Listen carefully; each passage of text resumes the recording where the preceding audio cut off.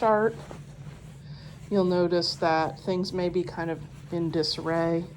What you want to do is kind of turn them right side, turn them to the side that you're going to hem on. It doesn't matter if you iron before or after.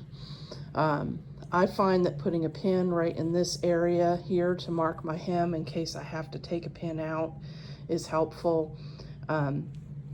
Also, hem on the side of the seam allowance that does not have the snaps. So you want to work on this side.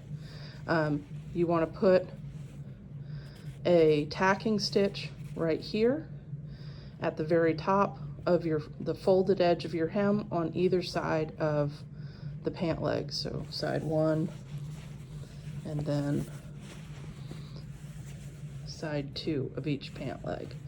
The stirrups are going to be pinned in so that the length of the stirrup is correct.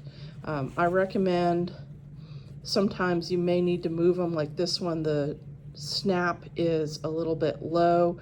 You may need to kind of adjust it, but you want to make sure that you maintain the length of the stirrup. So I recommend maybe either measuring it or marking it in some way so that you can keep the stirrup length the same. You want to sew the stirrup about 1 inch up from where the bottom fold of the pant leg hits. So you want to sew it probably, I'm going to sew this one right about here.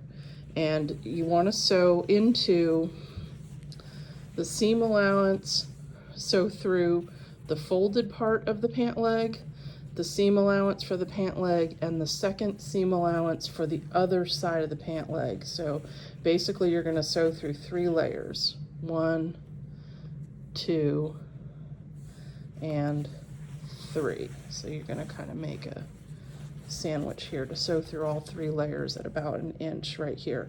You don't want the seam to show through to the finished side of the pants.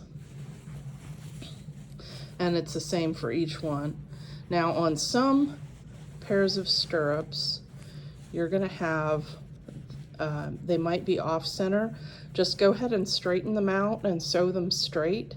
And if you have a flappy edge that extends like maybe 2 or 3 inches up, don't cut that. Just go ahead and do another tacking stitch up at the top, because we do reuse these stirrups every year, and some kids need that extra length. Hope this helps. I'm going to also show you a finished product, so please look at the second video for that. Thank you.